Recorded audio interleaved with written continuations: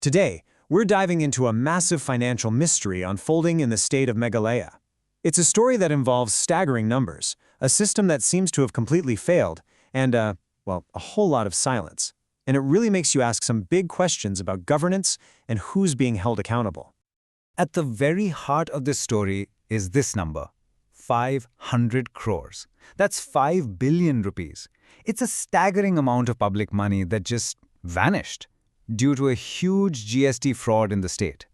I mean, it's a number so big, it's kinda hard to even wrap your head around it. And this is where the real mystery kicks in. You see, back in September, an investigation was officially announced. But here we are, months down the line, and all we've gotten is nothing. Crickets. No word on arrests, no news about recovering the money. The investigation has become this black hole where answers go to disappear. So let's get into it. What exactly was this fraud, and where did this jaw-dropping number even come from? We're going to break down everything we know so far. The timeline here is pretty straightforward, and frankly, pretty alarming. So you've got this massive, nationwide fraud happening. It takes all the way until September for a minister in Meghalaya to even acknowledge, yeah, this happened here too, and announce a probe. And since that day, absolutely nothing. It's as if the trail just went completely cold. Now, to be clear, this wasn't just happening in Meghalaya. It was part of a much larger 61,000 crore national scam. But here's the thing you gotta understand. For a smaller state like Meghalaya, that 500 crore slice of the pie isn't just a drop in the bucket. No way. It's a catastrophic blow, a hit that strikes right at the very core of the state's finances. So you're probably asking, how could a system fail this spectacularly? Well, to understand that, we first have to look at how the criminals actually pulled it off. And you might be surprised by just how shockingly simple this whole heist really was. Okay, so the whole scam hinges on this one concept: input tax credit, or ITC. The easiest way to think of it is like a tax refund for businesses. When a company buys supplies, they pay GST on them. The ITC system lets them claim that GST back from the government.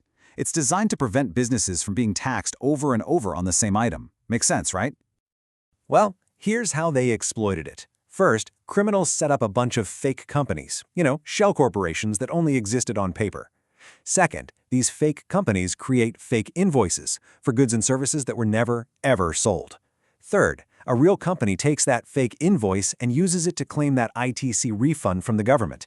And finally, step 4, the fake firms just vanish. Poof, gone without ever paying a single rupee of tax themselves. A simple 4-step ghost operation. Let's be really clear here. We're not talking about some high-tech digital heist run by criminal masterminds. This was a basic paper-pushing fraud. Any functioning tax system with even the most routine checks should have spotted this almost immediately. And this brings us to the real problem, doesn't it? This story isn't just about the crooks who took the money. It's about the system that was supposed to be watching the store and was apparently asleep at the wheel, allowing this to go on for who knows how long. Just think about how this is supposed to work. You're supposed to have tax officers physically going out and verifying that a business is real. You're supposed to have software that automatically cross-matches invoices to make sure they're legit. You're supposed to have people monitoring for suspicious claims. In Meghalaya, though, it seems like none of that happened. The only reason this got caught is because the Central GST Authority ran a nationwide check and their system threw up a huge red flag. The state's own department? Apparently they saw nothing. Which leads to the one unavoidable question, why? Was the department simply not equipped to perform these basic checks? Or was it something else, a profound lack of integrity? Either answer you come up with points to a system that is deeply, deeply compromised. And this isn't just about abstract numbers on a spreadsheet. For the people of Meghalaya, a loss of 500 crores has tangible, devastating consequences. Look at this comparison. It's pretty shocking. The 500 crores lost to this fraud is sitting right next to the state's entire projected GST revenue for the upcoming year, just over 2,000 crores. This wasn't some minor leak. It was a gaping hole blown right through the state's finances.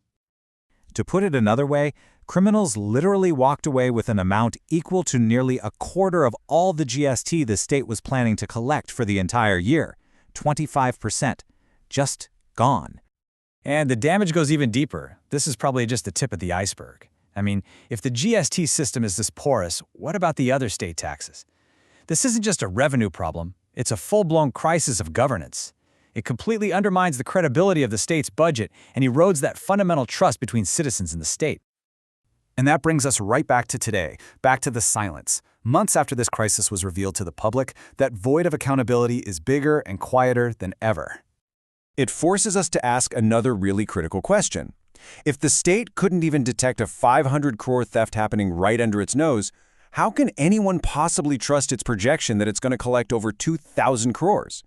Is the budget being built on real data, or is it based on fantasy numbers? And believe me, people have tried to get answers.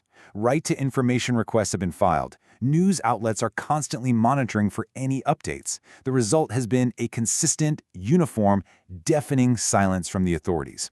The investigation is always ongoing, but transparency is nowhere to be found. And so we end where we began, with a question that just hangs over this entire affair.